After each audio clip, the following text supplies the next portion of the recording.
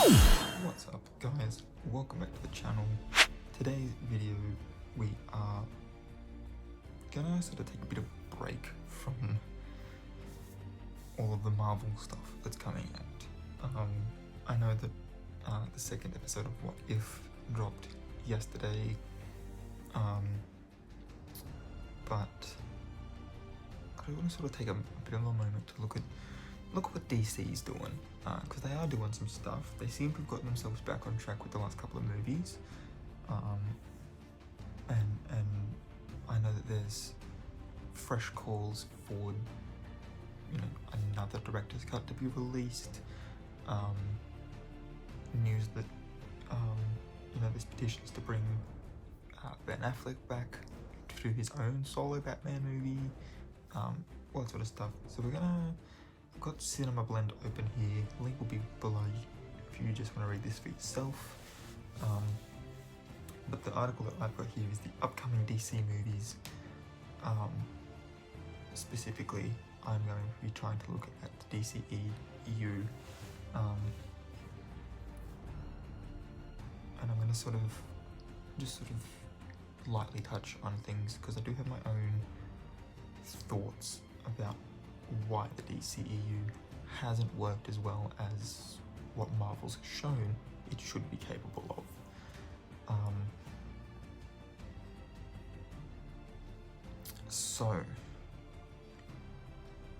Obviously this month the Suicide Squad came out, James Gunn's sequel to the 2016 film, which is the film that people want to see a director's cut for. The early trailers showed a different version of that film that didn't include Bohemian Rhapsody by Queen, because as soon as that happened, we ended up getting what we all ended up getting. And the director himself has come out and said that, like, yeah, like, this film would have been much different. But that, at the time, Warner Brothers and DC didn't really trust their directors to have the creative vision in mind, despite the fact that that's literally their job, is to have the creative vision in mind, to be able to tell the story that needs to be told, sort of a thing.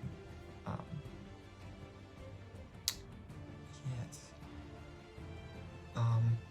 And basically, the Suicide Squad is this year's, I think it's first and only this year.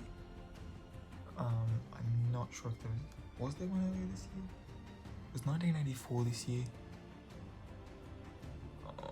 Or was that like December of last year? This year's dragged on that much. I can't remember if 1984 was this year or not. I have a feeling it was the end of last year, same year as Birds of Prey. Anyway, next year we're going to get the Batman. Now this one has here. At one point this was to be a DCEU film directed by Ben Affleck, and I was going to have him going up against Joe Manganiello as Deathstroke, which we obviously got at the end of Justice League? Dawn of Justice. It was one of those two.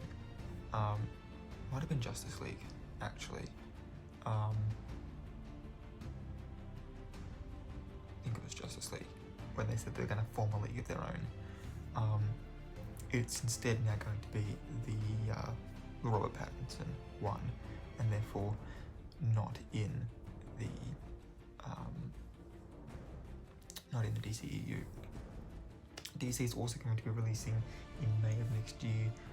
I might as well give dates. March 4th for the Batman movie. May 20th, DC League of Super Pets will be an animated feature. Oh no? Yes.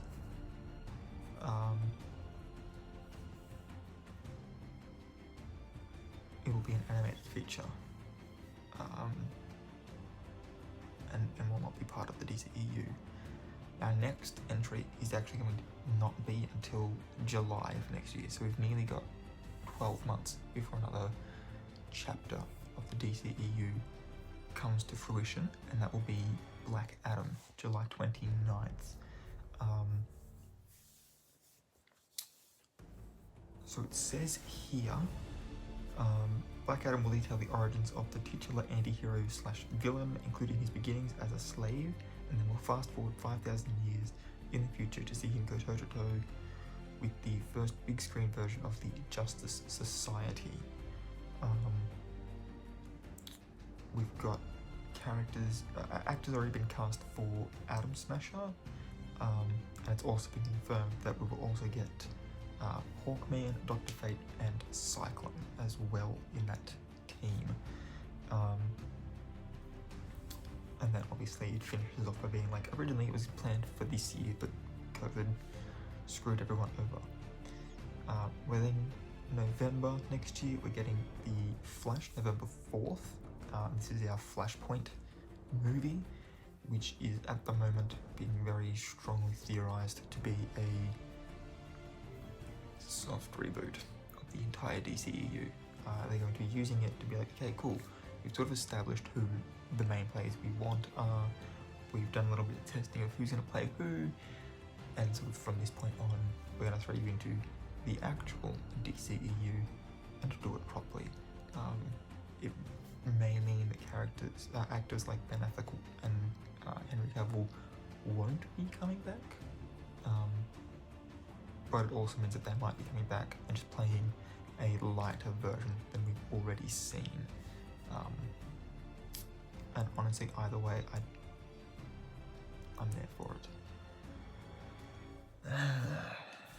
Then, unfortunately, December 16 is going to be Aquaman in the Lost Kingdom. I say unfortunately because I just know people are going to be boycotting this film. I'm not going to get involved in that debate in this video.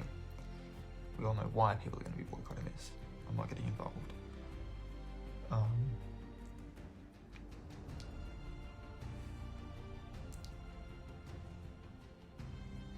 It's going to be directed by James Wan again. It's still going to have what's the actor's name?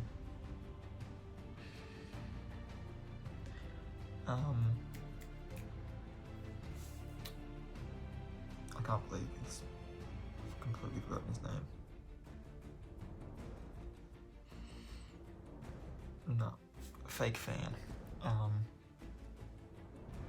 Please let it be in this. Jason Momoa. Completely forgotten his name. I'm so glad it's in the paragraph there. But yes, it's going to be following. Like he's going to be back as Aquaman. I loved him as Aquaman. Finally made the character that I've loved for years cool. Yeah, it says here that Black Manta and Dr. Stephen Shin will be making efforts to both uncover the secrets of Atlantis and also take its monarch down. And Patrick Wilson's Orm is going to return as well. Interestingly enough, when they're listing off who's going to be in it, her name doesn't come up. I don't even know if it comes up in this first paragraph. Yeah, no. Her name is not even in the little paragraph there. June 2nd, 2023, Shazam! Fury of the Gods.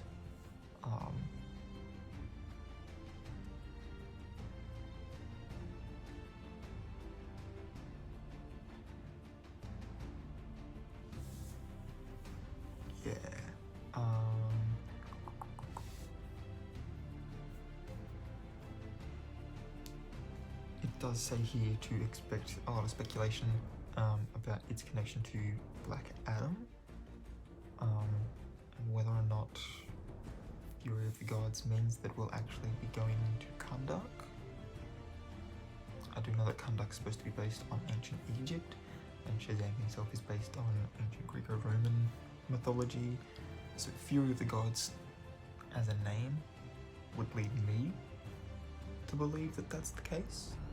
I also don't know, are we referring to like the new gods, which would be like, you know, the race of people that includes Darkseid, and especially since this is going to be after the Flashpoint, is that I don't know.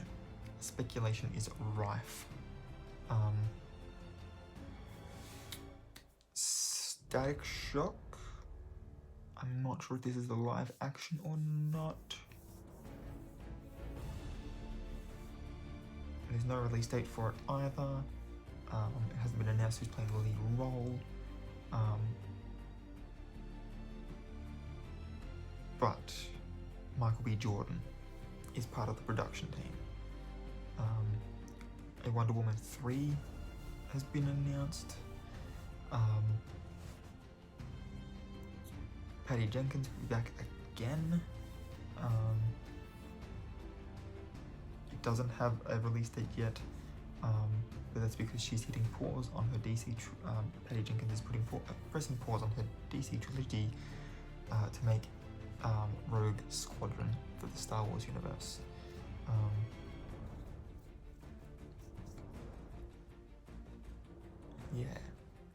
And it'll be interesting to see if we sort of fast forward again to modern times, because honestly, jumping from sort of World War I to the 80s is a big jump. There's a lot of stories you could tell in the middle there.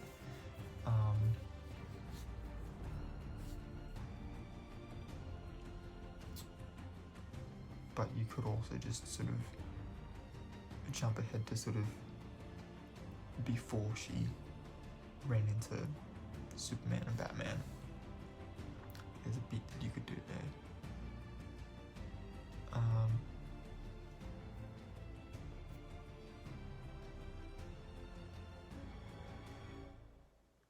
But in addition to Wonder Woman 3, we are also going to be getting a spin-off film that will be centered entirely around the Amazons of Themyscira.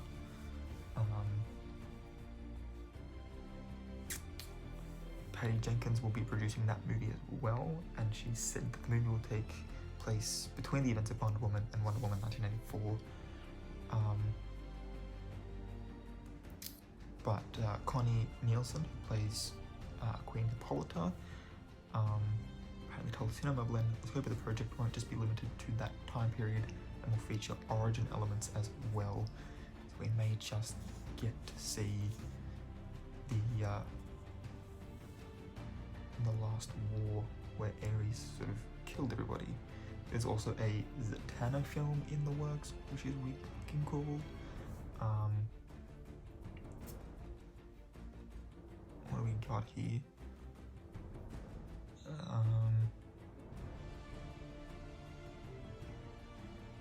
So she's going to be being played by Emerald Fennell, who was in,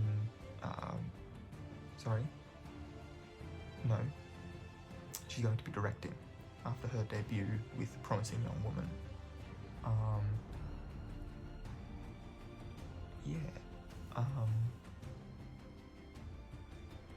At the moment she's only signed to write the screenplay, but yeah, she may end up directing it as well. We're going to get a Blue Beetle film. I'm not sure how much this is going to lean into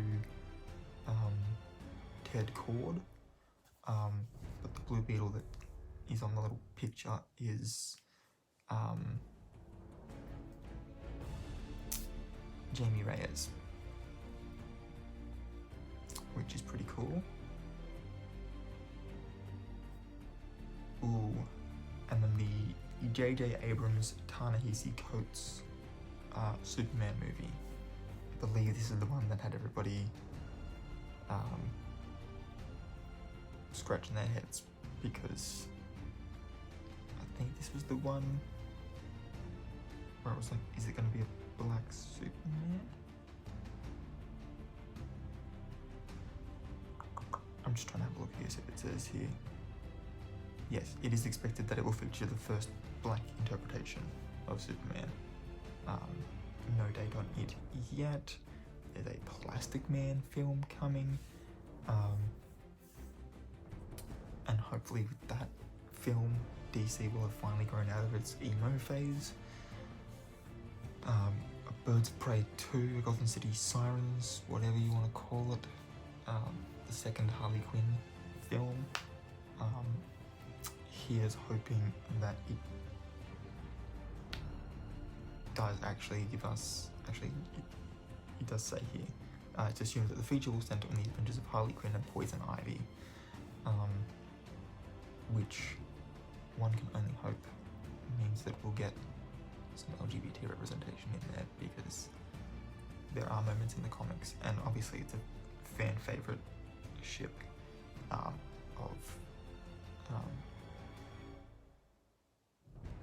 Quinn and Ivy. Green Lantern Corps still planned to happen. I actually believe the DCEU opener, the one that's supposed to show like this is a DCEU film as opposed to just a standalone film. The opening of it shows like a Superman sketch, and a Batman one, Wonder Woman, Aquaman, Flash, Cyborg, and then a Green Lantern. Because I think there was supposed to be a post-credit scene in the original interpretation. Like I know that we got the director's cut and we got Martian Manhunter, but I'm pretty sure we were supposed to also see Green Lantern at some point in that film as well. But obviously with the limited reshoots that Zack Snyder was allowed to do to make his director's cut, we obviously didn't get a Green Lantern.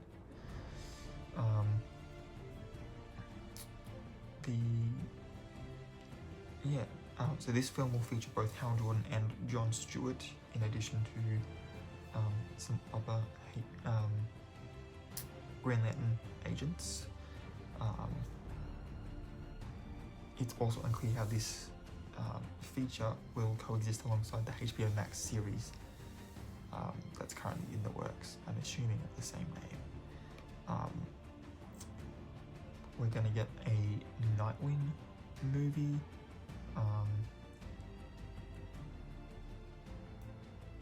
It's got here that it's, it's not currently known when the film might be gearing up to start filming, or how it may ultimately relate to Matt Reeves' The Batman.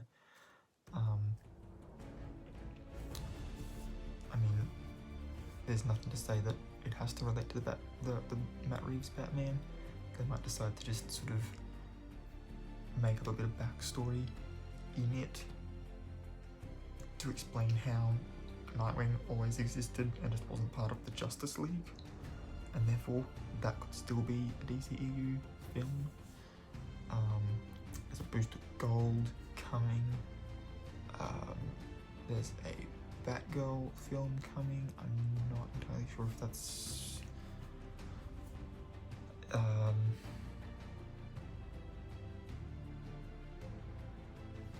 I don't know if that's supposed to be a DCEU film or not. It currently looks like it is. Joss Whedon, who was directed for the reshoots on Justice League, was originally hired to pen the script for this film, but then he backed out, and now Christina Hodson, who worked on the script for Birds of Prey, is now holding the pen for the project. A Lobo film is in the works as well, so there's a lot of really cool stuff coming, and like these are all fan favorite characters. If they're done well and DC trusts their directors, then there's no reason why the DCEU can't take off and reach the phenomenal success that Marvel is currently experiencing. Because like I might be a Marvel main, but there is always going to be that, I'm not a DC hater, you know. I just find that the way they sort of present their heroes is not as relatable to me as Marvel's heroes are. But there's a lot to be excited by there in what's coming. But yeah, Warner Brothers really needs to start trusting their directors, and having faith that, you know, that the films that get produced are going to be able to fit in, sort of thing. I mean, they had James Gunn for the Suicide Squad, and he's obviously worked on Marvel projects, so he understands how, like, you can make a standalone film that still fits into a larger narrative. So I don't understand. Because obviously the first couple of films in the DCEU are just, let's be honest, they're garbage. Let's be honest. And also the fact that you had Man of Steel in 2013, and then it wasn't until 2016. I was like, oh, we need to jump on this. By that point, Marvel was already halfway through its Infinity Saga, and there was no catching up at that point. And in their panic to try and do exactly that, they rushed in all of these characters in, Dawn of Justice, instead of doing what Marvel had already proven worked, and doing some standalone films to establish characters and then bringing them together. I think the only reason the Suicide Squad movies work is because you take one or two sort of A-list characters, you surround them with a bunch of B and C-list characters, and you just sort of build out a believable world for your main characters, and the others just sort of fit in then. So yeah, interesting. But yeah, the other thing too is the overall tone for the Marvel movies. Like, they started off relatively grounded and slowly introduced more and more, because comics elements like magic and aliens and that sort of thing. Like we were sort of like, yeah, no, so like Thor's an alien, but he's also, not sort of a thing. Like, realistically, if you look at the first phase, Thor's kind of the gamble character there, but he's also part of the Golden Trio for the Avengers, so it made sense. As well as the fact that, like, aliens obviously come with advanced technology, and we'd had 2 Iron Man movies by then, which deal with, technology, so there was a link as well. Brilliant use of the Destroyer, and then being like, is this another Iron Man suit that Tony Stark's invented? So they were able to sort of wrap it into the world. And then once we'd sort of been like, space exists, Guardians of the Galaxy was just sort of like, okay, we know space exists, so let's go visit some of the characters that occupy space. And then Doctor Strange was like, okay, but like, there's more than just our 3-dimensional space. Let's go outside of that and explore these other realms and planes and dimensions and all the other sorts of things. And they got progressively more and more sort of weird and stuff. And now we're starting to get into, like, vampires and stuff, more supernatural things. Because Doctor Strange was able to open that door for us. And so you've really got to start with that sort of grounded reality and build up from there. And DC was like, Superman. And then without giving him any introduction, we'll make him fight Batman. And Wonder Woman will be there. And we'll also sort of hint at the fact that Aquaman, Flash, and Cyborg exist as well.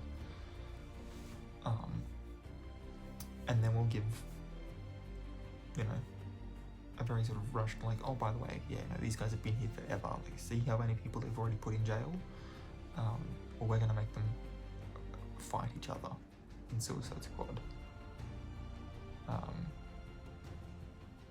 And then we got Wonder Woman's backstory, and then Justice League. And so it was sort of, it really wasn't the greatest foundation to build upon, and I think that's why a lot of those films failed. But then recent successes like The Suicide Squad and Birds of Prey, and with the Joker doing as well as it did, it let DC know that, okay, there's a corner here of our market that want the standalone stuff that we've been doing since the 70s with the Christopher Reeves Superman and the Tim Burton Batman films. There's a corner of the market that still wants that, and so that's what the Batman film's going to be.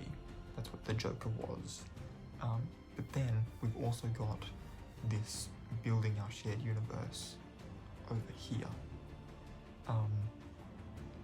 And that's sort of why Flashpoint's really important, because it's going to be like, you know, this exists on Earth 12, and this one's Earth 74, and this is the Earth that is DCEU canon, even though all the other ones technically exist in a very loose interpretation of canon as well.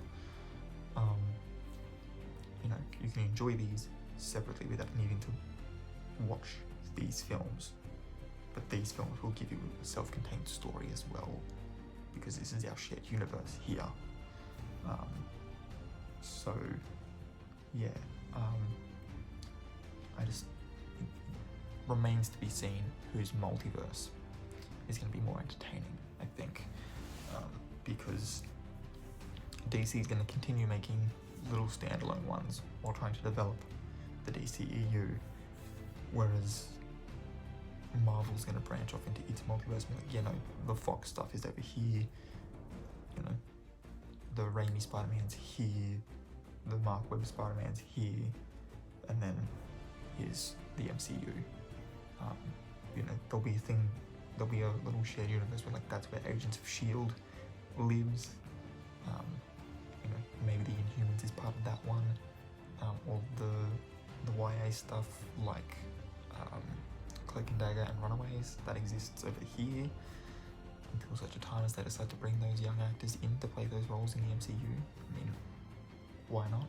They're already familiar with the characters, and as far as I understand, those films, those series did fairly well for themselves. I mean, there was 2 seasons for Cloak and Dagger, 3 for Runaways, and those only really ended because Disney Plus and all of the streaming stuff started, and the TV stuff got rolled in with the film production stuff under Kevin Feige. So it's not like people didn't like those shows. Yeah, it's very interesting. However, that's all I got for this video. If you're new here, please hit the subscribe button and that notification bell as well if you want to be notified when I upload new videos. If you liked this one, give a big thumbs up. Let me know in the comments section down below, what are you most excited for? A DC extended multiverse or a Marvel Cinematic Multiverse? Which one are you most keen for? And why not? And why? Why are you looking forward to that one more than the other one? You don't necessarily have to, you know, only want to see DC movies if that's the case, or only want to watch Marvel movies if that's the case. But why is that particular multiverse more exciting and more highly anticipated for you personally? Let me know in the comments down below. Again, that link is in the description. Until next time, guys, keep your head screwed on.